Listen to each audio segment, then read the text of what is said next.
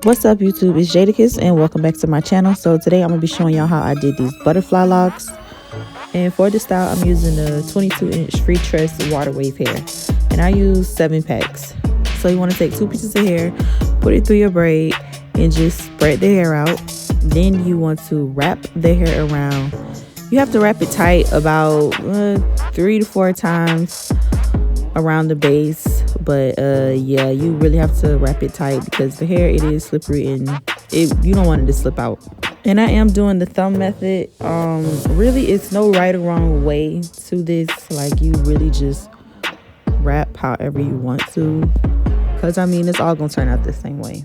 So when you're done wrapping, you want to wrap upwards, and this is basically going to like finish the braid off. Well, not the braid, but the lock.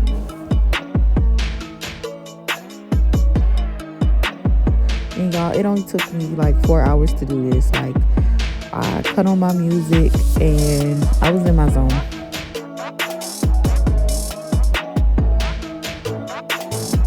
And for the ends, I just took a little bit of nail glue, put it on there and wrapped it around so it can be secure. If you don't have nail glue, you could definitely use some hair glue and it's going to work the same.